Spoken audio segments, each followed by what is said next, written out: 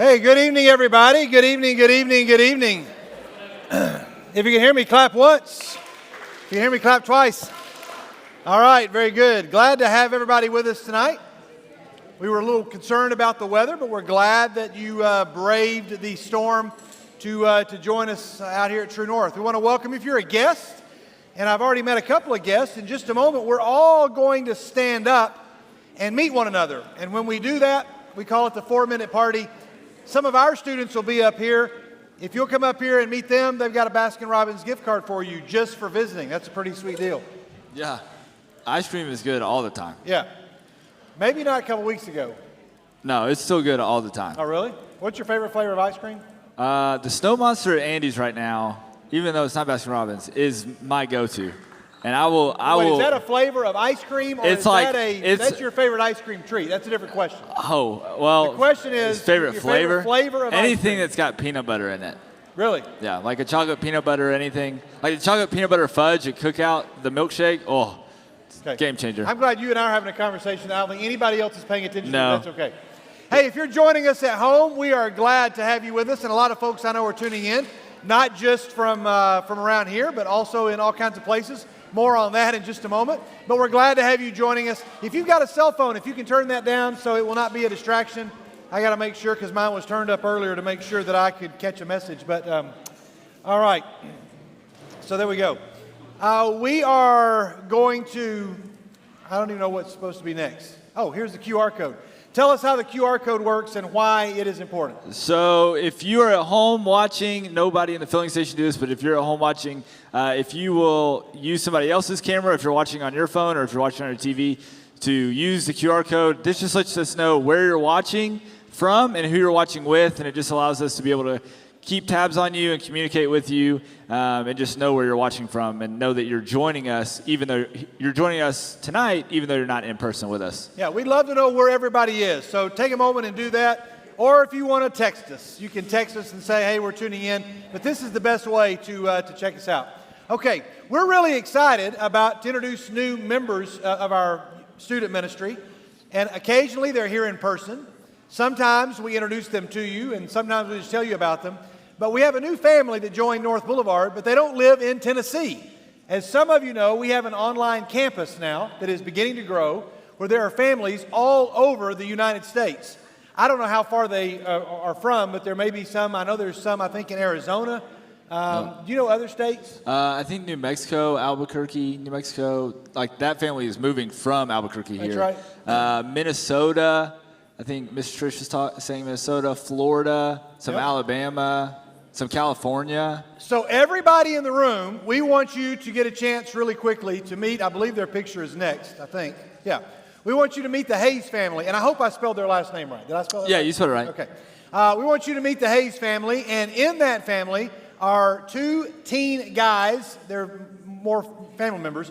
But 2 of the teens are in the student ministry, 7th and 8th graders. There is Elijah, who is in the 8th grade, and Levi is in the 7th grade. They joined your class via Zoom? Yes, they were with us. They Zoomed in this past Sunday, and I think they'll be Zooming in this coming Sunday. And I think that they are going to be watching and tuning in tonight. So everybody that's in the room, if you want to in just a minute, Mike, if we can get a shot of this camera in just a minute.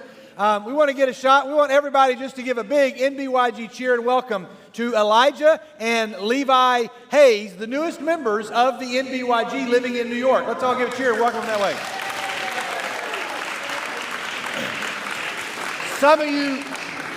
Some of you guys can go and give them a shout out during the 4-minute party right up at this camera. And we'll find a ways for some of you to maybe send them something and let them know that we're glad that they're here. They're the first online campus family with student members. And they have kids in the children's ministry as well. So they're kind of a test group for us to figure out how that's going to work. How are we going to include somebody that lives in New York, but we want them to be a part? So they can tune in every Sunday through Zoom. They can also join us every Wednesday live. But we want to say hello to the Hayes. If you all still have my phone, send us a text. Later on, we'll give a shout out from you guys. You can shoot me a text on my cell phone, Ben, if you've got that number. But Elijah and Levi, we're glad to have you in the NBYG. We have some 4-minute party hosts that'll be up at this camera. So if you want to come and give a shout out, just come and kind of wait with them and let them know you want to say hi to somebody. Everybody else, if you want to greet the Hayes family, you can do that there as well. And anybody in the room, we want you to just meet somebody that you don't know that well, or somebody whose name you've forgotten, or one of our guests. It's really simple. You've talked to your friends, as many of you are doing a great job of right this moment. You're doing a good job of that. But let's make sure that you are greeting, use that same energy to find somebody else. And if you are a guest, we're really glad to have you with us tonight. So, everybody, you have your assignments. 4-minute party hosts are ready. If you're our students that are helping us out up here, come on up. We have some students out. You all just have to come on up. I'll forget to invite you.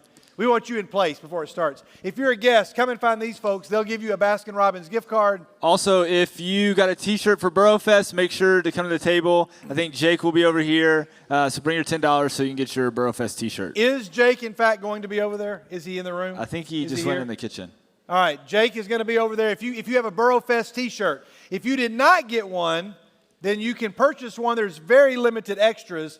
They're $10 a piece. But if you got one, your name should already be on it. So come on up, get your shirt, and let's get those out of the way. Because if they're left over after a couple of weeks from now, we're going to sell them to somebody else. We want to get rid of them, okay?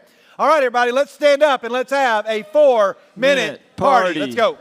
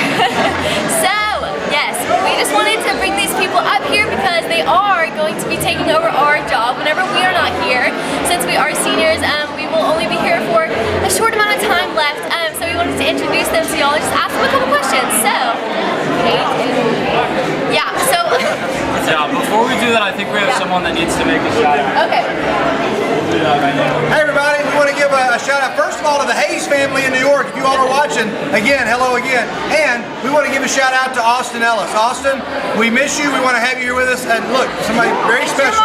Yeah, very good. So come and see us, and we will. We got high fives waiting and hugs. Is that right? Now, are you going home after this? You'll see me at home. Oh, okay, yeah. So she'll see you at home. So hey, Austin, come join us. You guys take back over. Love you. Bye. Good to see y'all. All right. Hello again, guys. Let's go back up here. Yeah, so we were just going to introduce them. They're just going to say a little bit about themselves. Yeah. So Clark, if you wanted to go first. Well, I've been a part of the MBYG ever since I was in 7th grade. I've been coming to North Boulevard since I was born. I've been here my whole life. That's about it. You're sweet. I've also been coming to North Boulevard my whole life, pretty much. And I don't know what to say. I go to Central Magnet School. So Clark and Kate, what is one of y'all's favorite things about the MBYG and about being in this group? Well, I love the events. I really like kids camp and being a counselor. That's one of the highlights of my year. Yeah, I agree. Just all like the friendships, and kids camp is really fun to do. We all have a wonderful True North, and we'll see y'all next week. Have a fun night. Bye. We didn't catch y'all on.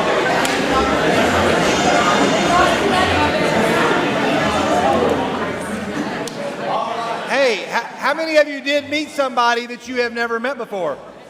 All right, we'll take it. I'll take it. That was good. Good job. Some of you got a chance to give a shout out. Every week, the greeting team leaves a joke on the back of the praise team list. Yeah, there was one a couple weeks ago that was really, really good. Do you remember it? I think it was. Should we save it for after this one? Oh, I don't know. I haven't read this one yet. Well, this one here, this is, so Cedric and Molly, does Sam contribute these at all? This is strictly y'all. Okay, Sam, you may want to contribute to them. This one is, who was the smallest man in the Bible? Who was the smallest man in the Bible? Who was it? Okay, most people would say Zacchaeus. That's a good guess. No, they wrote down it was Nehemiah. Nehemiah. That's good. But I actually wrote down the real answer from the book of Job is Bildad the Shuhite. Bildad the Shuhite. I think that's the shortest man in the Bible. I remember it. What was it? Come on. What was the joke? Bail us out. It was, what do you call two birds that are stuck together? What do you call two birds that are stuck together? Velcro. See, that's clever. Yeah. It's clever. Nobody laughed. It's better when you tell it like that. Yeah. Velcro. All right, very good. So who knows? We got to Cedric work maybe on the our next. joke telling Molly Spate and joke telling Cedric Rantes. She's good. Okay. All right. Hey, just a quick word, everybody. You may have seen the email that we did announce that starting Sunday morning, our classes are going to be mask optional. True North is still going to be mask required through the end of May. There's several reasons for that. It is a larger gathering. It is a worship service. And it is we don't have an opportunity to offer a mask required True North and a mask optional True North. So if you can help us out when you're not eating, if you're sitting here, we do want to ask you to continue to wear the mask. We do have students and volunteers that are kind of immunocompromised, and we want to make sure that we're being sensitive to that. On Sunday morning, if you desire a mask-required class option, we have someone who's willing to teach that. We just need to know if there is an interest in that. If not, then just be aware that in classes on Sunday morning, starting this Sunday, classes will be mask optional. Everybody can still wear your mask in your class if you need to. And if you are a student, listen very carefully, if you're a student who says, I really want to be with my peers in my class, but I just am not going to be able to come unless we're masked. I'm not going to throw anybody under the bus or even use anybody's name. We can go to a class and just ask, hey, because of some of the classmates, would you be able to do this? And that there's a very likely possibility that people would say, we're glad to do that for one of our friends. So help us out with that and just be sensitive to that. If you have any questions about that, just come and find us. And we'll be glad to walk you through it. We all look forward to the day when we don't have to make those announcements or reminders. And those days, Lord willing, are coming soon. But there they are. Okay, I think we're ready to move on now to, yeah. I've already heard some groans. But don't groan, because we think we have excitement could be around the corner. Because after tonight, we're going to shelve this for a while. Maybe forever. Maybe forever. But it's time for one round of Don't Say It. Now, get excited, guys. Woo! Now, the reason is already Chandler and Clark are like, oh, yeah, come on, give us another shot. No, you're not getting another chance. They're already looking at each other. They were already excited. No, we got a text message. We got the following text message. I got the following text message while we were doing it last week. Henry sends this text message, Spencer and I will get 6, no doubt. No doubt. And then he says this, we do that competitively at a Chili's every other Friday night. I don't know that part is even accurate. Do we still have a Chili's? Is it still there on Broad Street? It's not. It's a place to eat. Okay, I don't want to. So we're live. Spencer and Henry say that they can get 6. Now, the only prizes I have in the drawer that are left over are 2 $10 iTunes gift cards, which I was mocked by the interns saying nobody uses iTunes gift cards ever. Well, I do. But I used about $100 worth of leftover ones that I've had from birthdays to purchase my MLB app for 2021 and to purchase seasons 3, 4, and 5 of The Goldbergs, the greatest 30-minute sitcom ever made in the post Andy Griffith era. But I've got 2 gift cards. So, guys, if you can get 6, they're either talking or they're practicing. I'm not sure. You guys can get these gift cards. They've realized their mistake. If you lose, you are not able to participate in kids camp. I'm just kidding. That was Everybody. Yeah. Everybody was like, oh. Everybody got super queasy. It just got real. No. Hey, all right, Spencer and Henry. Now, Spencer, you don't look as confident as Henry, but you texted me and said, similar to what he said, we're easily going to get that many. This is not going to be close. We're going to get 7. You do what? We're going to get 7. In 1 minute? Well, maybe. It's one. Oh, maybe. You have 1 minute. Backtrack real quick. Now, hey, I will go on record as saying I believe that 6 is possible. That 6 is possible because you'd have to get 1 every 10 seconds. Oh, no. You'd have to get 1 every 10 seconds to get 6. It is possible. Now, keep in mind that you have about 100 referees out here. And I'm sure they want to see you succeed and get these $10 iTunes gift cards so you all can go and purchase godly worship music to listen to while you jog or run. That wasn't meant to be a joke, but everybody laughed. Maybe I said it like a joke. But all I ask is that whatever you get with this is that it is God-honoring. Even if it's not worship music, there's other God-honoring music. I could give you some suggestions. But anyway, so that's what's on the line. And if you lose, you guys have to take Blake and I to Donut Country for 1 donut and a chocolate milk after I've walked my 10,000 steps. So it could be at like 11:30 at night. It could be late. It could be a late trip because I can't eat any sweets until I have walked my steps. And I'm pacing right now because it's been raining. And rainy Wednesdays are bad for getting steps in because I've not been able to walk. You're making me laugh. I can't Okay. focus. Oh, no. Don't make excuses. Now, you can pull your mask down. You can You pull your mask said down. no to compete. doubt. It's just, I just want to There is reiterate. no doubt in my body right now. Well, All right. there's now, a lot in everybody here's what we're else's. gonna do. Now, Spencer, you're going to look that way. I'm going to show you the first one just like we've done. Now, look, you cannot say the main word nor any part of the other words as ruled by the judge. Now, I'll be watching. If they hear one, they can let us know that they said a word. But trust me, they're going to be watching. Okay. But I'm sure they want you to succeed. Yeah. All right, 6 words. You have 1 minute. This game should not take any longer than 1 minute. All right, you got the minute I'm a on the bit clock. sweaty. I'll say go after I show him the first word, okay? Yes. You ready? Are you ready? I think you're scared, Okay. Skid. You're going to give the clues. You're going to guess. Speak into the microphone. Ladies and gentlemen, the goal is 6 words. For those of you that are just now tuning in, they can't say the other words on the screen. All right. That wasn't very hopeful. That didn't inspire confidence. No, we'll get 3 at We're least. going to do 4. No, We'll get 3. 3 at least. That doesn't work. 3 at least. No, 6 is the goal. He says you're going to get 7. Or 8. Who knows? Yeah. I'm Okay. bouncing back and forth. Are you ready? Yes. I'll say go in just a minute. These words have not been adjusted. I went with the list of words the way they were last week. I've not picked out hard words. You need to know that. Yeah. I want you to succeed because I do think it's possible. Okay, Spencer is in the zone. I'm ready. You ready? All right, there's your first word, and go. It's a liquid that you put into a vehicle that makes it go. Gasoline. Other one. Other one. The other one. Fluid? Like, No, the other one. The one that goes in the other type. I have no idea what you're Oh, talking no. Oil? We can No, pass. the other one. We're going to pass. Pass. Go. It's something that Samuel tells me to do all the time. Shut up. No.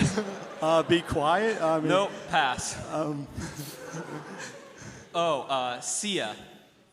Later. Her hit song. What? Chandelier? Got it. Okay. Oh, it's this pass. That's the easiest one. Samuel and Cedric. Dating? Couple? Together? Romance? No. Pass. Smile. Yes. Oh, Hurry. give them Pass. 3 more seconds. 3 more. Oh, they passed Pass. that one. All right, and you know what? Just give this. Shoulder It's not cut. charades. This is not charades. Well, I did charades. All right. So Time's up. Was that 6? That was not quite 6. I think that was 8. I think it was 1. No, I think that was 8. I think you counted wrong. I think it was 1. Wow. All right. No doubt. What other one did they get? Oh, yeah. They did get Smile because he smiled. Yeah, they got it. Oh, you know what? Okay, all right. That's fair enough. They're the only three that want this game to continue, but they're like switch. So now you give clues, and you try to answer, and we'll see. Is this one mine? Who does good? We're not starting with this word, by the way. There's 6 more words. You know what? I'm still going to put these out on the. I'm tempted to just make you split one, but I think we got really close. Those are still on the table. Do what? We got really close though. We got already have 2, one. but no, one that of them, or two. there's no charades. There's only talking. This isn't charades. It's talking. We got Okay. like at least 6. Here you go. You ready? This is last chance, and then this game's going to be shelved for a long time. All right, here you go. Here's your first word. I'll tell you when to go. That's your first word, okay? These have not been altered. All these words are in order as they were last week. Ready? You ready, Henry? Mm-hmm. All right, Spinner, go. You want to build one of these for Fortnite? Oh, a wall. No. Oh, a computer. Yeah. It's a certain type of. Oh, a PC. Yeah, Got yeah, it. Okay. Me and you are doing this right now. Talking. Yeah. But Looking it's- at each other. It's like a noun for talking. Like Oh, conversation. Got it. Yeah. This is what Jackson did to your face. He broke it. Broken Yeah, but broken face, it broken caused bones. a lot of. Injury, pain. That's a lot Harm. of. The Flex Seal guy. Oh, damage. Got it. Pass. Pass? Pass. Oh, I'm Yeah, sorry. yeah, yeah. Give him 3 more seconds. We have a lot of this. We have to take this to Shiloh for like mission trips. Adults. No, but like we have to load it up in the plane. Luggage. Got it. No. Oh, suitcases. Packages.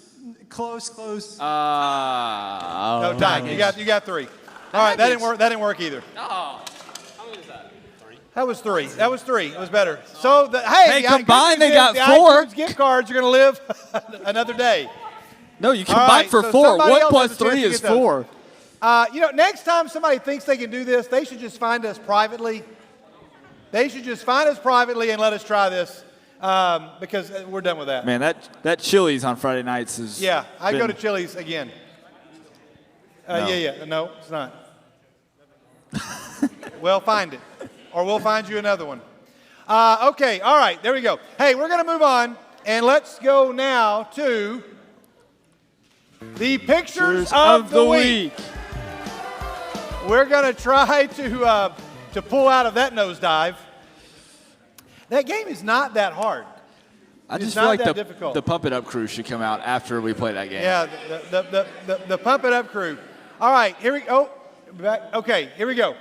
All right, pictures of the week. I'm excited about these pictures. You guys are probably going to have to help us out with these. It's not a game. There's no competition. But the segment is called Voices Heard But Not Seen. Voices heard but not seen.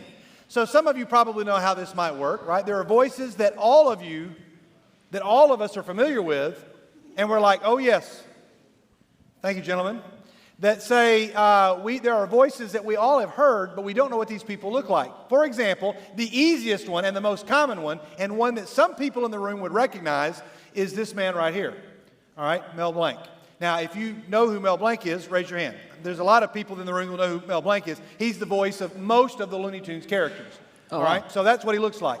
All right, but now as we move on into Frank Welker, not as many people know who Frank Welker is. Does anybody know who Frank Welker is? Frank Welker, Mike knows, well, because he's probably looking at the slides there. Oh, you knew before. Mike Welker is the voice of Scooby-Doo. And here's the entire Scooby-Doo gang. That's what they all look like. That's a creepy-looking gang. That's not as nearly as... Yeah. If they pulled up in a van, I'd probably leave. I'd probably go somewhere. All right, moving on. We have Elizabeth Daly. Elizabeth Daly is the voice of... what's the name of the character on the Rugrats? Who is that? Which Rugrat is that? Yeah, whatever. Okay, good. I don't know. D. Bradley Baker. Everybody knows this is the voice of Perry the Platypus. All right. And then Jim Cummings. I've forgotten this fact. Jim Cummings, you know who this is? He's the voice of Pooh and Tigger. Oh, wow. He does the voice of both of them. at least in more modern versions of the cartoons. Pretty amazing. Now, this is not all just cartoon characters, because there are some voices you're like, well, yeah, we know lots of people do animated voices. This is Mark Elliott. You can look him up online, and he's the guy that does the Disney feature presentation. And now for the Disney feature presentation, he does all of the voices for that. Then we get into Nancy Cartwright. Anybody know who this is? You recognize her? Sarah Maples knows. Okay, so who's this? Hey, Sarah for the win. Yeah, that's Bart Simpson. It's hilarious. There's videos on YouTube of her walking up on the street to people in New York and then just launching into conversation as Bart Simpson to them. It's pretty great. This is Charles Martinette. Charles Martinette is the voice of Mario. Yep. All right. And then maybe a couple more cartoon character voices before we move into some of the ones that are a little more well-known. This is Pierre Coffin, I believe is how he says his name. He's the voice of all of the Minions. Oh, wow. He voices all of the Minions. Nice. Herschel Bernardi. Herschel Bernardi, most people, I'm guessing, do not know who this is. This is the voice of the Jolly Green Giant. Is the Jolly Green Giant still a thing? Do you all even know who the Jolly Green Giant is? Addison, you don't know? All right. I'm really surprised that nobody here knows who the Jolly Green Giant is. All right, Thurl Ravenscroft, one of my favorite names ever. Yeah, that's Thurl pretty Ravenscroft is the voice of Tony the Tiger. Is Tony the Tiger still a thing? Great. Yes, Frosted Flakes. Daniel McKeague. Daniel McKeague is the current voice of the Aflac Duck. Okay? Glad we all feel the need. It's when you see the Aflac Duck, it's almost impossible not to say Aflac like the Aflac. Or think of Nick Saban. You're trying to fight it. He looked like Nick Saban to you? No, Nick Saban is in the Affleck commercials. I got it. Even I know that. Which I don't even understand. I'm still never going to understand why that's the one company that convinced him, yeah, let's do this. Who knows? He wanted to get paid, I guess. Been like Reese's Cups or something. Little Debbie, come on. Little Debbie. I mean, I guess it's like an age range Job thing. Cerny is the voice of the Pillsbury Doughboy. Doughboy. Yeah, Doughboy. Dough person. And then Chris Sullivan. This is one that I like. Chris Sullivan. This may be too old. Surely you all remember. This is the voice of the Hump Day Camel. Right? Okay, very good. And then Frank Sims. He's holding up the product. Frank Sims is the voice of the Kool-Aid guy. Is Kool-Aid guy still a thing? Yeah. He is? Kind of. I was scared to drink Kool-Aid as a kid because I thought if I just took a drink and at all said, hey, Kool-Aid, that he was going to literally come busting through the wall. Okay. That's a pretty scary, but there he is, and there he is holding up his can in front of a wall. Jake Wood. Jake Wood is the voice of the Geico Gecko. John Bailey, you can kind of tell what he does. He's wearing a shirt. John Bailey is the voice of the Honest Movie Trailers. Yeah, it's a great YouTube channel. Most of those are good, yeah. Most of them. Some of them probably aren't appropriate. Most of them are good. They're clever. Jane Barbie, she is the voice on voicemail. The lady that does all the voice on the voicemail. For most, even to this day, her voice is still the one that gives you all the instructions. Now we're getting into some that everybody knows, but nobody would know these as characters. Carolyn Hopkins is the voice at the airport. Right. One of the main airport ladies. Now, I know Nashville has a lot of celebrities, but she's the main voice of the airport. The time is or what all that kind of, the current temperature and that kind of stuff. Charlie Pellet. I don't know if I said his name right. He is the voice of the New York subway. Oh, wow. Right? It's good. And then Elwood Edwards. Exactly what you would expect this guy to look like. He's the guy who says, "You've got mail," which I still hear every day. It's very nostalgic. Yes, you do. And it's actually his wife that was working for AOL, and she was like, "We need a voice on this." And so she just went and actually recorded with like a cassette recorder. She wasn't like a high up. She was just like working on the She just went and said, "Hey, Elwood, say you've got mail. Say welcome. Say goodbye." And then she shipped it off, and they put it on there. There you go. Now he's famous. This is Susan Bennett. Everybody in the room probably knows Susan Bennett. Who do you think she is? Siri. Yeah, very good. She's the voice of Siri. You knew that was coming. And then Andrew Anthony. Most everybody in the room, especially a lot of the guys, know Andrew Anthony's voice. You can probably... No. Oh. No, it's not Bobby Hill. You can tell from the background there, this is the voice of EA Sports. It's in the game. It's in the game. He's the guy that says it's in the game.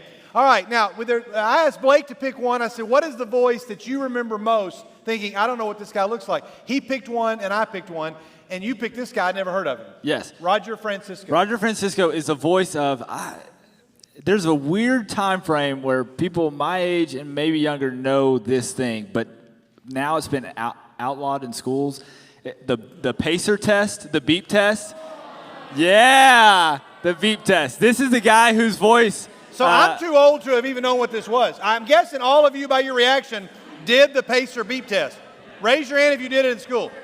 All right, so we got a sound clip here. It's awful. This sounds like the creepiest. If anybody here watches Lost, this sounds like it's straight from one of the Dharma stations. Yes. Here it is. Start level 1, 1. And then you'd walk to the other sideline, and you'd wait. And then you wait, and then they would tell you. Level 1, 2. And then you'd run to the other side. And there's like 20 levels, and they get faster as you go. This sounds like some psychological experiment that should be it's like a North Korean training thing. outlawed. But it was awful. So you're running back and forth? Yeah, you had to run back and forth. And you can't have 2 consecutive beeps. Like if you don't get to the sideline for 2 consecutive beeps, You're expelled. You're out. From school. Yeah, they take you out back. Okay, your arm is broken. Okay, all right. So that was Blake's. I picked Jack Wagner. Jack Wagner, a voice that I'm guessing not everybody in this room has heard, but many of you have heard. Many of you. It's the one phrase that I've always wanted to know what this guy looked like, and until yesterday, I did not know what he looked like. Now, the voice that they use in general has changed over the years, but there's one line that they kept from Jack Wagner, and it's still him.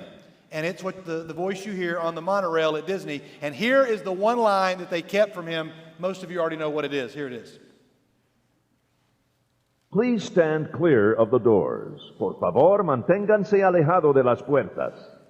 Yeah, I want that to be said like when I walk in and out of my house. I want a little buzzer that says that. Okay, so I've got one more. Hey, Mike, go to Ben. Tell him the number of slide to go to. I can't remember what number it is. I think it's 471. Yeah. It's way on down there. 471.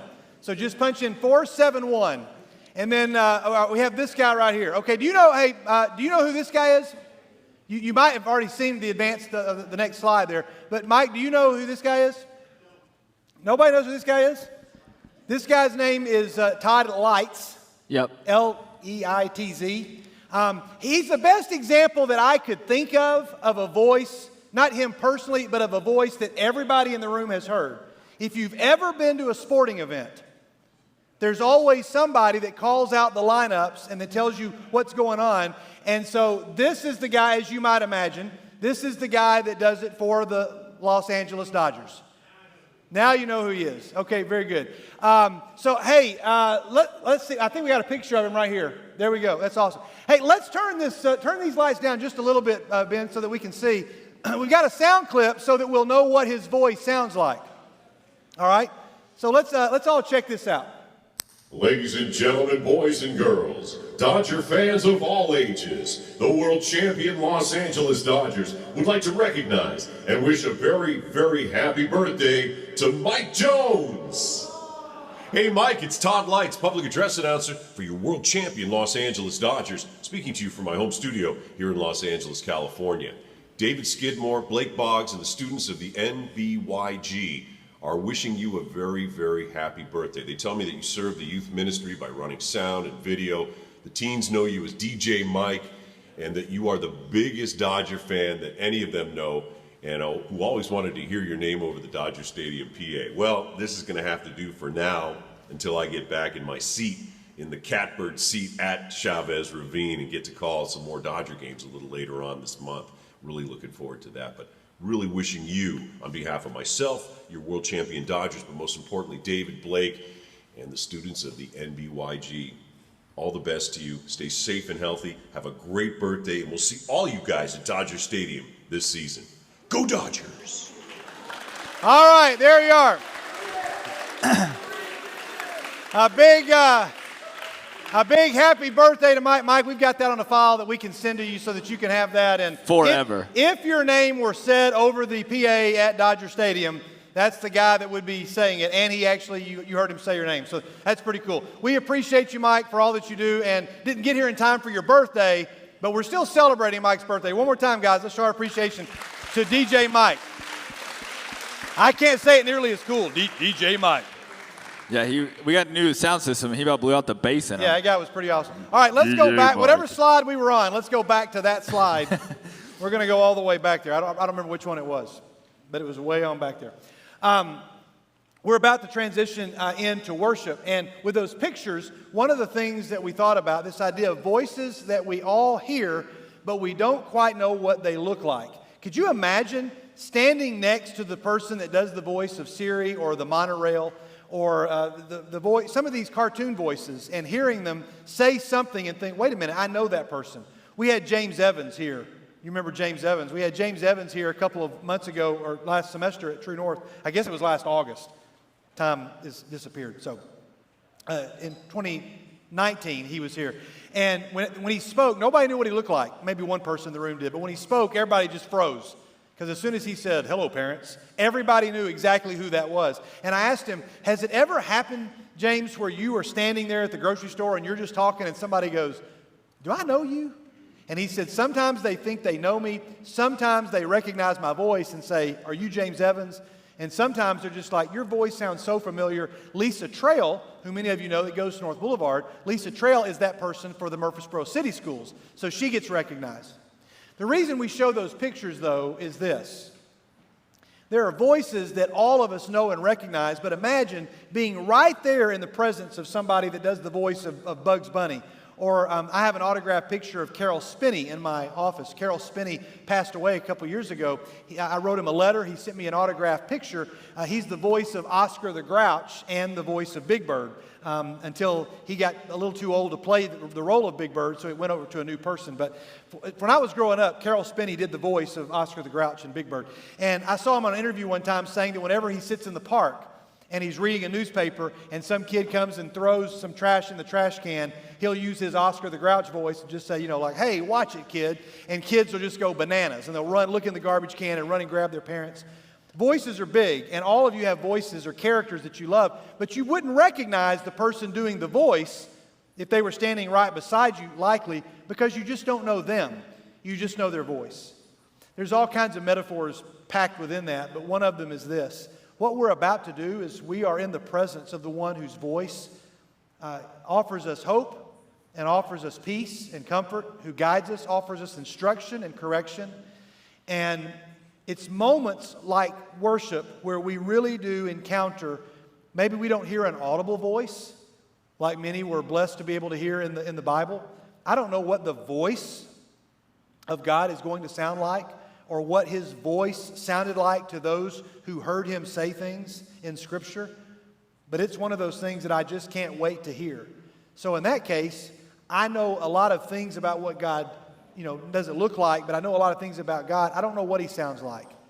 And so when he speaks, we do know that everybody in Scripture paid attention and listened because they knew they were in the presence of holiness. And we're about to do that. For those of you that are guests, we're going to sing a few songs. And those that are going to help us sing, if you want to come on up and get in place, we're going to have time to sing a couple of songs together tonight. And as we do that, it's a time where we actually, as we sing, we're still in the process of listening for the voice of God. So we don't know exactly what God looks like. We wouldn't recognize him if he were in human form standing right beside us. Mike's a big Dodger fan, but if Todd Lights were standing right next to him at the grocery store, he probably wouldn't know who it was until he began to speak. And then he might say, hey, wait a minute, I've heard that voice somewhere before. My guess is that when we worship every week, there are some of you that have maybe grown a little distant from your walk with trying to follow Christ. And worship is that moment where you begin to hear what he is saying to you again and say, I recognize that voice, and boy, that sounds so familiar. Whereas if a parent were to call you or a good friend and they were to pick up the phone and they were to say, hey, it's me, everybody's got a hey, it's me friend, right? And when they say, hey, it's me, they don't have to identify them. You don't even have to have their name on the caller ID. If you picked up a phone and it didn't have a picture or a name on there, like most of our phones do these days, and they just said, hey, it's me, you would know because you are so close to that person. You communicate with them every day. And yet most of us, when we read the Word of God, it's not familiar to us because we don't spend enough time with it. And so tonight we want to try to reconnect with that voice that many of us hear, but we do not know what He looks like. So as we do that, we're going to stand in just a minute. But if you want to be prayed with or for by one of our students, our prayer team, we're going to ask you to just kind of go to the back of the room. Any of these students will pray with you and for you. I'm never going to tell personal stories, but I will just share this without mentioning any names. Within the past month, I heard a very, very powerful story that even these folks haven't heard of someone who said, I went and prayed with somebody during that prayer time, and it changed me in this way. And I was really blessed by that story. And some of the people involved, not every one of them, are in this room. And it was just it was really cool to know that this is working and doing something good. So if you want to have a friend prayed for, or pray for yourself, or pray for something very generally, and don't mention any specifics, just find one of these students. Adults, feel free to do the same thing. And we believe in prayer. We're going to all stand together. So let's do that. We're going to worship for just a few moments before we dive into Scripture tonight. Let's sing out together. You ready? Yes? No? Maybe? All right. Let's worship out together. I will call on the Lord, who is worthy to be praised. So shall I be saved from my enemies. I know the Lord liveth, and blessed be the rock and God of my salvation be exalted. Only I know the Lord liveth, and blessed be the rock and God of my salvation be exalted. Jesus Christ died for me, and He took away my sin. I will live with Him for eternity. I know the Lord liveth, and blessed be the rock, let God of my salvation be exalted. I know the Lord liveth, and blessed be the rock, let God of my salvation be exalted.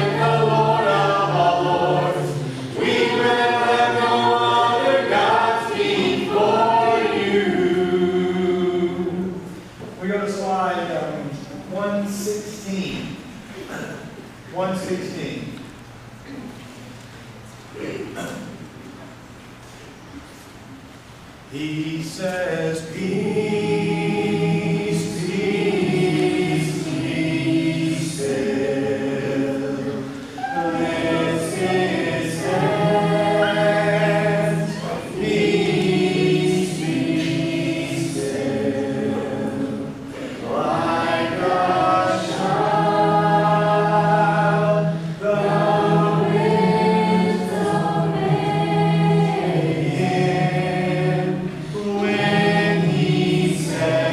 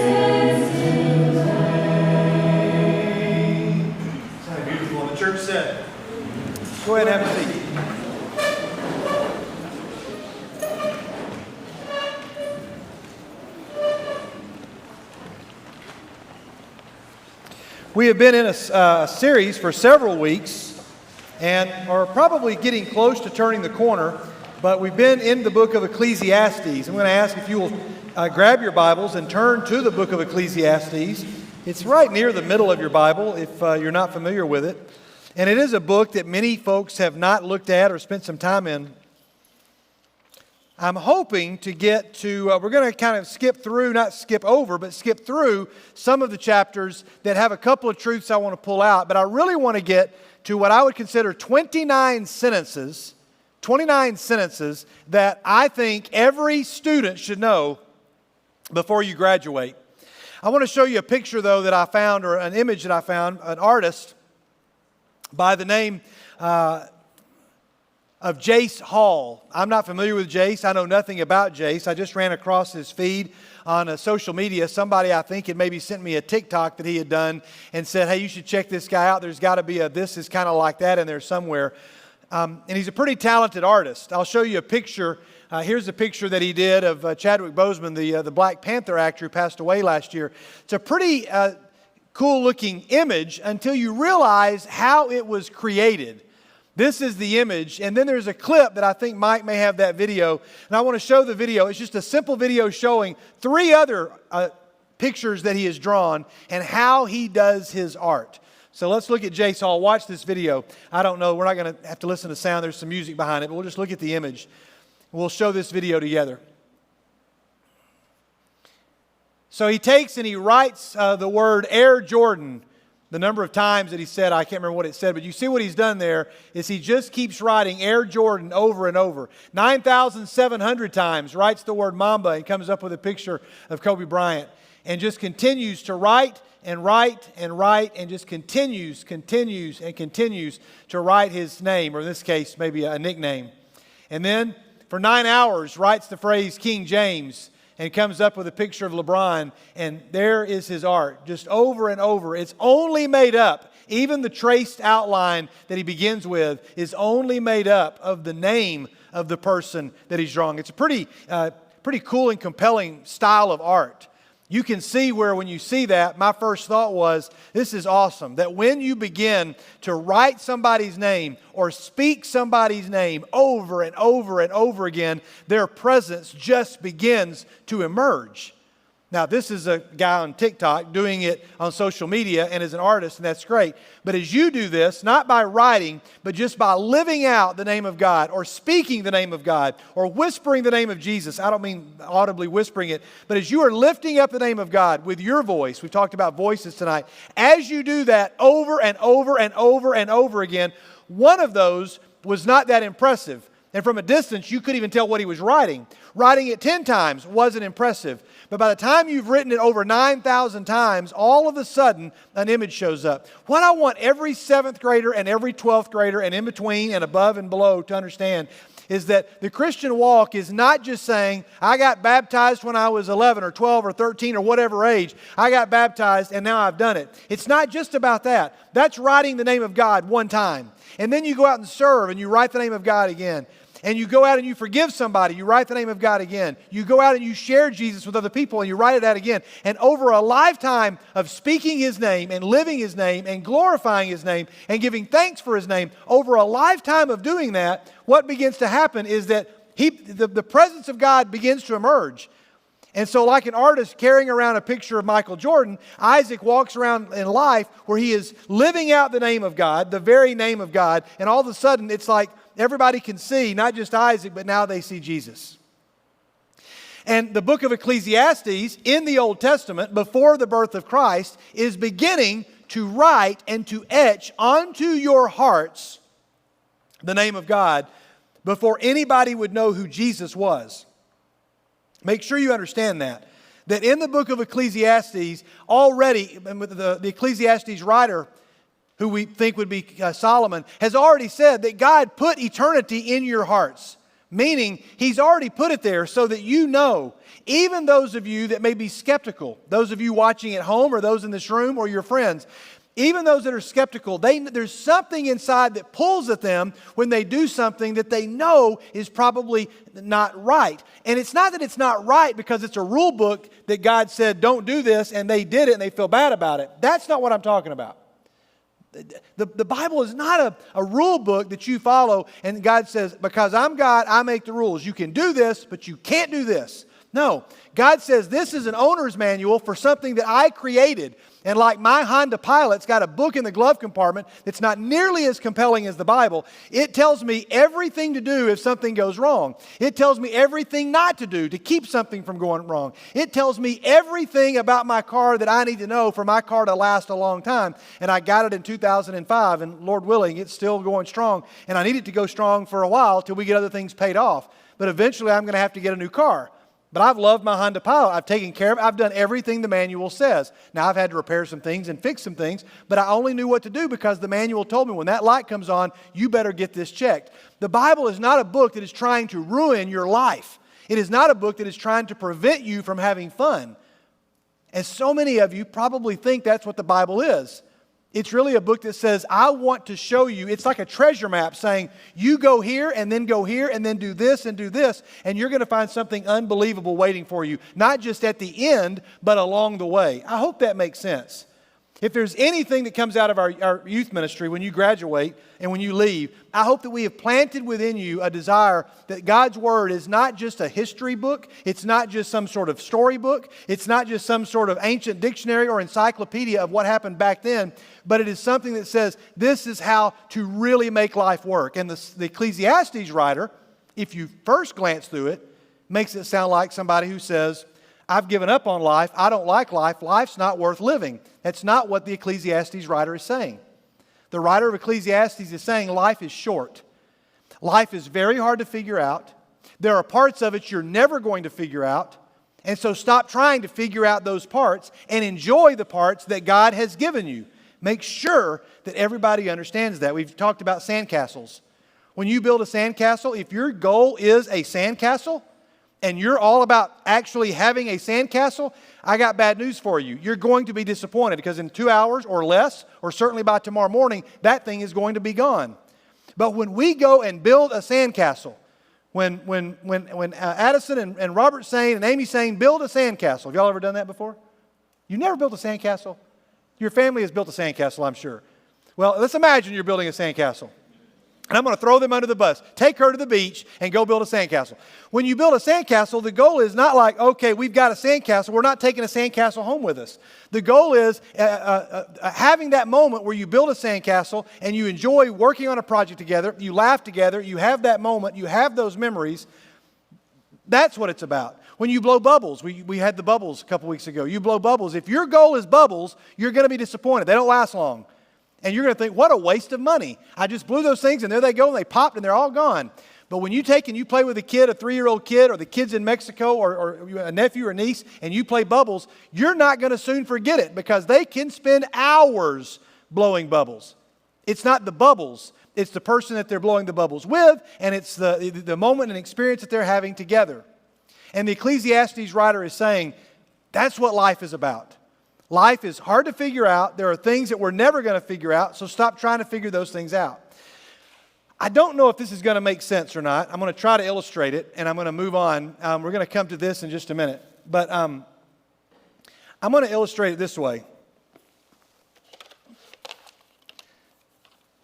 So when I was in middle school or high school, I had a friend whose name, I still have a friend, I've just not talked to him in a long time. My friend's name was Tushar Shah. His family was from India. Tushar was very smart, very bright guy, went to MIT. I've told you stories about Tushar before, and we were really good friends. We did a lot of stuff together. We were in plays together. He was in the same band with me. He was in almost all of my classes. He helped me with a lot of my classes. And Tushar would have these really strange, we would go over to his house and we'd say, let's find something in the house and let's make up something to do besides playing Trivial Pursuit or besides playing some game. We didn't really have video games then. So we would, we'd go and ride bikes and things like that. But I'd say, let's just find some object in the house and make up, let's find a way to entertain ourselves. And Tushar came up with something that I've never quite forgotten. It's going to be hard to do in here because of the lights, and it's not going to work, and you're not going to be able to see it, and it could be dangerous to try at home. But he got a mirror off the wall in his living room, okay? So it was much bigger than this. It was a round mirror, and he picked it up, and he held it like this.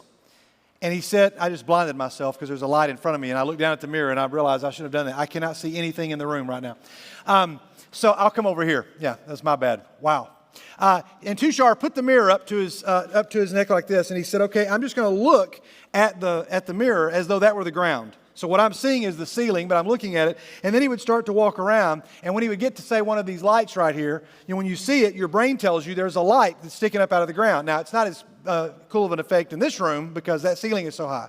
But if you're in the room at your house and you come up on the ceiling fan, you're like stepping over it because you feel like I'm about to step on a ceiling fan because you're looking down at the ground. It's almost like you're looking at like a screen. And so we'd walk through the house. I know this is making my life sound really exciting to you, but he was just like, hey, let's try this. So we'd walk around and we'd find ourselves tripping over couches because eventually your brain says, I'm going to forget everything that's really there. And I'm convinced now that this is my reality. I'm walking through this, not through this. So we'd start walking around and we would get to the doorway. So as you see in the doorway right there, but when you go to the doorway, there's the way to walk through the door, but then the ceiling comes down, right? Everybody see that? So whenever you come to a doorway, everybody would always have to step over like that. We'd find ourselves doing it, not even trying to be funny, because we're just convinced it looks like there's a step there, we better step over.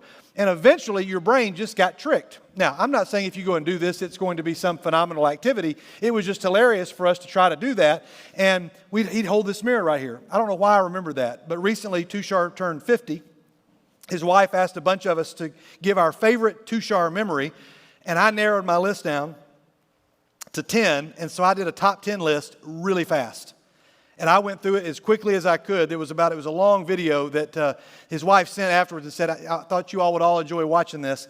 And I saw some of my high school friends that I hadn't seen in a long time. It was really cool to watch. But I told Tushar about this mirror. Several of his friends that were my friends also, they texted me and they said, tell us more about this mirror thing. What was that all about?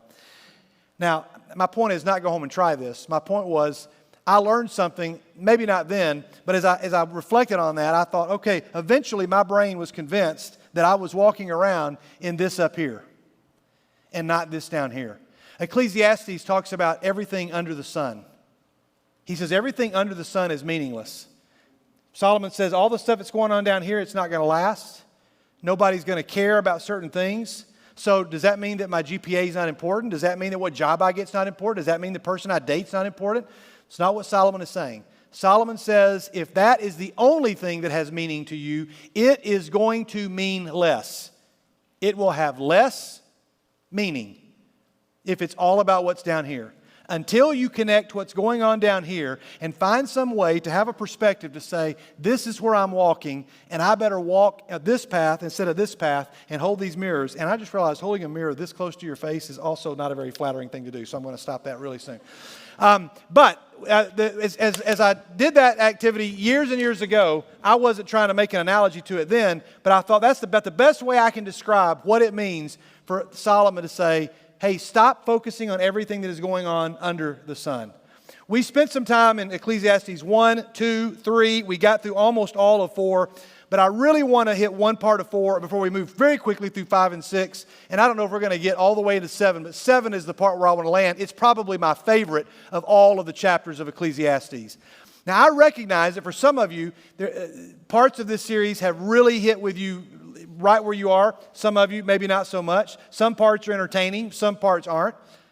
But I think there's something embedded in these next couple of weeks that's going to be relevant to somebody in this room who may be feeling like, you know what, I'm just not really enjoying life right now. And so Solomon says, just give a little bit of perspective.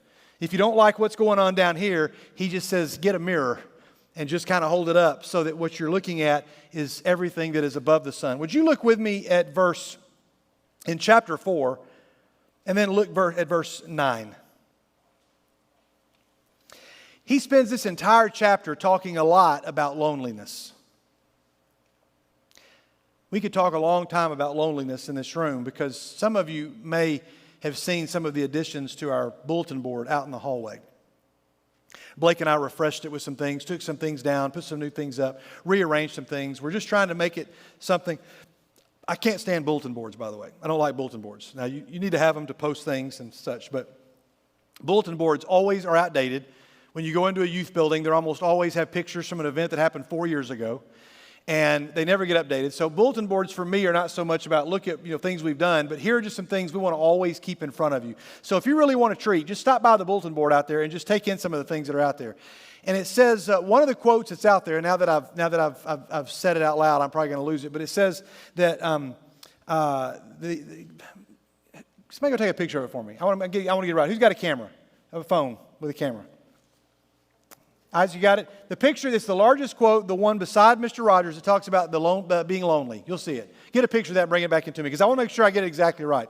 There is my favorite Fred Rogers quote, by the way, out there too, which I think you'll enjoy and everybody in the room needs to see. There's quite a few great quotes out there on that board. But in Ecclesiastes chapter 4, he spends a lot of time talking about loneliness. Do you realize that you can be surrounded by a lot of people and still be extremely lonely? Some of you are like, I'm not even going to shake my head at that because I don't want to give away the fact that, yes, I know that's true. I'm extremely lonely. And it's not just quiet people that are lonely. It's not just shy people that are lonely. Thank you so very much. That worked out really well. The quote says this: people think being alone makes you lonely, but I don't think that's true. Being surrounded by the wrong people is the loneliest thing in the world. It's a great quote. People think that being alone makes you lonely, but I don't think that's true. Being surrounded by the wrong people is the loneliest thing in the world. And for some of you, that may be the only part of the series you really need to just sit and soak and take in. But look at what Solomon says in verse 9. If you're with me, say I'm with you. 2 are better than 1 because they have a good return for their labor. If either one of them falls down, one can help the other up. But pity anyone who falls and has no one to help them up. Also, if 2 lie down together, they'll keep warm. But how can one keep warm alone? Though one may be overpowered, 2 can defend themselves. A cord of 3 strands is not quickly broken. Now, he's not talking about 2 people sleeping together here. He's talking about like in the fields when you have somebody that was cold and they're working out in the fields, or they get stranded or they get lost and they lie down. It can be very, you can get cold. You can freeze to death. And so 2 people get together and keep each other warm. 3 people can, squeeze together and keep each other warm. He talks about people defending one another. And then he says this: a cord of 3 strands is not quickly broken.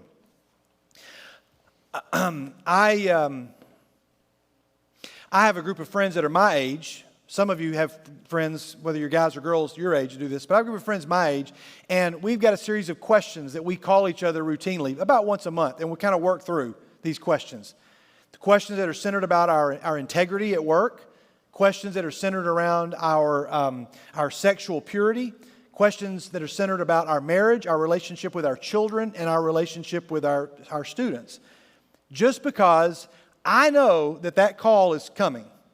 And when I know that call is coming, it's going to make me a whole lot more likely during the week or during the month or the weeks leading up to that time to know that I'm going to have to give an answer for some of these things. When I go speak somewhere out of town, I'm often in a hotel room by myself.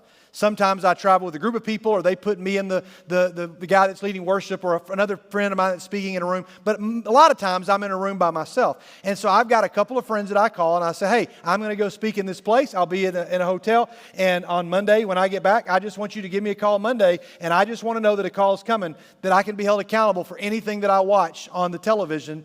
Because at my house, we don't have all those cable channels. We have people going in and out of our house. I keep a pretty strong guard on everything that I look at, but I know what I'm capable of. And so I make sure that I've got somebody that's going to ask me the challenging questions. And when I know somebody's going to ask me, it's a lot less likely that when I'm flipping through channels trying to find Andy Griffith that I'm going to land on something that is not Andy Griffith. And if I've got a friend that calls, and it's not a big, long conversation, he just calls and he says, hey, you went and spoke. How'd it go? Went great. Everything you watched on TV good? Absolutely. What'd you watch? And I tell him, and could I lie? Of course. Would he know I was lying? Maybe, maybe not. But I would know. Even if I could fool him, I would know that call is coming. And so I know that with a cord of 3 strands is not quickly broken. I've got accountability, and I know that I'm not going to be snapped because I've got a friend there that's able to do that. I'm not going to dive deep into this because we've spent a lot of time with this right here. 2 questions that you really need to answer. We've done this before at True North. I would be amazed if anybody knew what these 2 questions were. If somebody said, oh yeah, I wrote this down. Now when I show you a graphic, you might have a little bit more of an idea what those questions are. But I want to start with this text that we've shown you before from 2 Timothy 2 and verse 22. Not to be confused with 2 Timothy 2 and verse 2. That's one that everybody in our youth group needs to have underlined in your Bible and memorized. This is not that verse. This is different. If you got it, say got it. I've asked you before, what do you think is the most important phrase or word in this passage? Just raise your hand without saying it out loud. Raise your hand if you say, I remember this and I know what it is. Just raise it high if you think you know. I'm not going to call on anybody, so I don't want you to feel nervous. But I know some people know. Some people are going to say it's the word flee. They're like, yeah, Skid, you're the youth minister. You want us to flee the evil desires of youth. And I go, nope, not the most important word. Well, then it must be pursue righteousness because you want us to chase after things. Nope, that's important, not the most important word. Well, then somebody says, well, then it must be righteousness, faith, love, and peace. Those are youth minister words. Those are Bible words. Those are the words, right? I'm like, those are all important, not the most important words. And somebody else says, well, then it's the words pure heart. You want us to have a pure heart. And I go, not the most important words. So who's willing to have me call on them? Okay, Haley, what are the most important words in this entire verse? Say it louder. For those watching at home, she said it exactly. It's these words right here, along with those. There's no chance. I want to make sure everybody hears this because not everybody wants to hear this. I recognize there's no chance of you doing any of those words in white. There's almost no chance. When I say no chance, I don't mean a slim chance. I really mean there's almost no chance. There's almost no chance of you doing those words in white unless you have a those that you are along with who are also doing those words that are written in white. If that makes sense, say, I got it. And I mean this. And this is like a 7th grade truth. I don't mean to insult 7th graders. I'm just saying you don't have to be a Bible scholar to understand this. You don't have to be a Christian for a long time to understand. You're not going to be able to do those things unless you have an along with those. So, some of you remember that from the 2nd chapter of Mark's gospel, he tells an amazing story about Jesus that results in this saying, we have never seen anything like this. Isn't that cool when some of you, I bet you this week, somebody in this section over here has said this phrase about something. I've never seen anything like it. I bet you at some point this past week, somebody over here has said, we've never seen anything, you've never seen anything like this. Does anybody here, this is a big bonus question, does anybody in this room know what happens that causes these people to say, we have never seen anything like this? I see Alex Bailey's hand up. He's running the camera and he actually has the answer. Alex, do you remember what it was? Yeah, very good. Not only is he serving and working the camera, he's also paying attention and he also remembers. Good job. The man is lowered through the roof. The paralytic is lowered through the roof. Here's a kid's drawing that you might see. I did a VBS years ago at Fosterville, an awesome VBS. Some of you in the room have been out there with me. Some of you have been there on your own.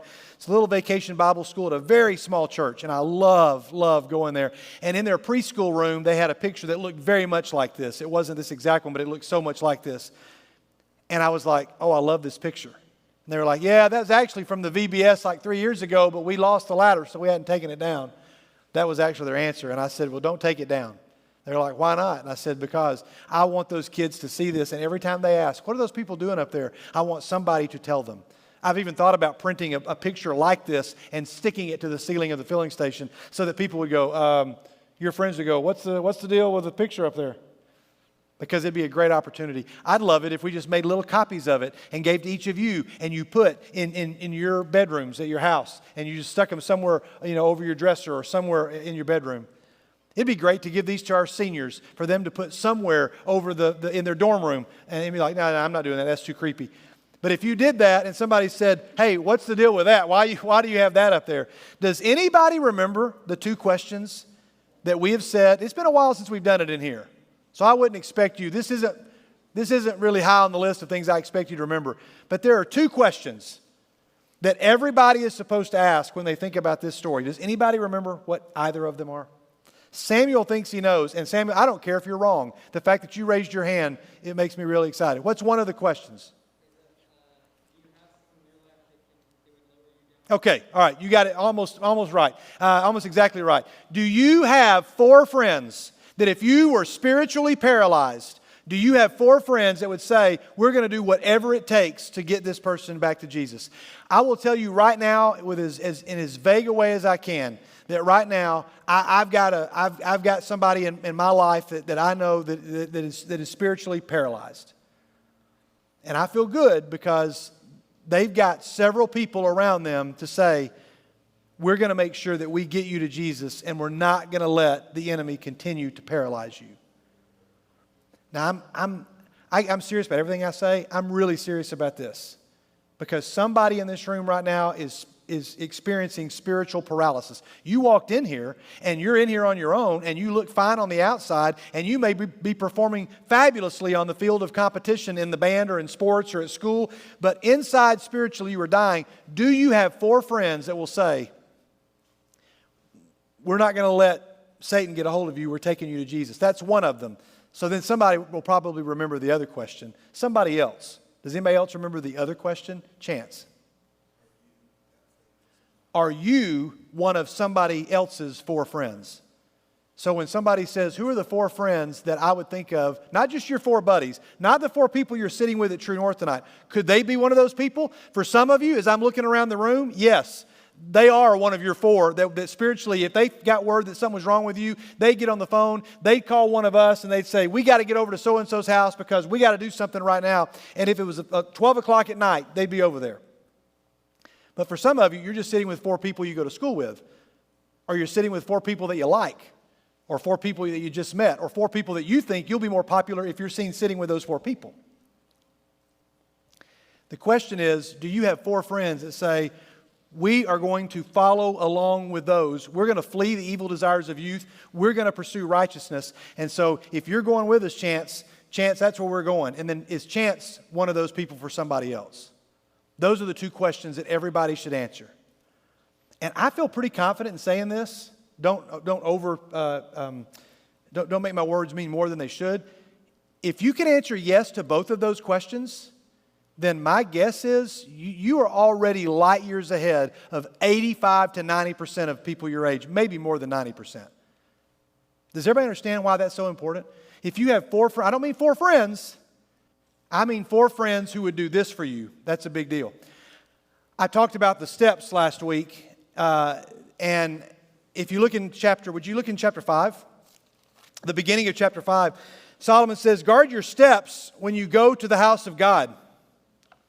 Guard your steps when you go to the house of God. Go near to listen rather than to offer the sacrifice of fools who do not know that they do wrong. I'm keeping going. I'll put it on the screen because I want you to follow along. It's hard to listen, I know, sometimes without having it in front of you, but if you have a device, you can follow along. I'm in verse 2. If you got it, still say I got it. Do not be quick with your mouth. Do not be hasty in your heart to utter anything before God. God is in heaven, and you are on earth. So let your words be few. A dream comes when there are many cares, and many words mark the speech of a fool. He's not saying don't use a lot of words. And he's not saying, the people that talk are the bad people. He says, when you come into the house of God, and you show up, I don't necessarily mean into a church. When you come before God, and you come to worship, you come to True North, you come to a retreat, whatever. He says, just give really careful thought about what you say. Because you are speaking to the one who created you. And carve out that time and be very careful about, it doesn't mean pray short prayers. I mean, as a kid, I always appreciated it when there were short prayers. So we could go and play tag. Not talking about the number of words. He just says, choose your words carefully that you say before God. And some of you probably need to rethink the attitude with which you show up to worship. I'm not saying you got to dress up nicer. I'm not saying you should sit up straighter. I'm not saying you should talk less or not use your phone. All those things are fine to consider. That's not my point at all. My point is when you come before God, you just sit there and you just say, God, whatever you need to do in my heart over the next 30 minutes or the next hour, as long as we're together, I want you to speak to me, and I want to recognize your voice so much, and I want to fill my heart with your words so much that when you speak one word, I'll know it's you. I don't mean the sound of your voice. If I were to get certain people to give a message to you and just to say, hey, NBYG, guess who this is? Some people, you might be able to guess after one word. For some of you, if Jeff McClain were to say, hey, you know it was him. For some of you, if Blake said, hey, you know exactly that it was him. For most of us, if Sam Bagwell or Nancy were to say, hey, you would know exactly what it was. Why? Because they're voices that you trust, voices that you know, and voices that you've spent a lot of time with. Now, don't be sad if you don't. I mean, not everybody's supposed to know all these people. But you're supposed to be so in tune with God's Word that when anything, I don't mean God speaks. Make sure you're understanding. When there's anything about God going on, you're like, this is from God because I recognize His voice. And this is why I wish I had an app that would let me know that I am walking with God more today than I usually do by now. This app is not about physical steps of sacrifice or exercise, rather. This shows me that in August, when I started doing my 10,000 steps a day, spiritually, first of all, if I had a spiritual graph that looked like this, that showed the amount of time that I spent talking with God each day, I don't know that I would want to show it to you at True North. Imagine if I got a statement at the end of every month that showed every day how much time I had spent with God. How many of us would want that to be shown on a big screen? This is our simple goal for you, that you walk and run further with God yesterday than you did the day before, and that you look towards tomorrow. We didn't get, obviously, to chapter 7, and those are the 29 sentences. We'll get to those later. I'm not going to try to rush them. I'll try to be fair to you and get us out of here on time. So in chapter 5, would you just look at verse 18? Because once again, and I'll close with this thought today. He says, this is what I have observed to be good, that it is appropriate for a person to eat, to drink, and to find satisfaction in their toilsome labor under the sun during the few days that God has given them. Just raise your hand if you remember that sentence appearing already in the book of Ecclesiastes. He's already said it. This is the third or fourth time. So I'm going to close my Bible, and I want you just to listen to me for just a second, and we'll wrap up and try to get you out of here maybe even a few seconds early. When you sit down to eat,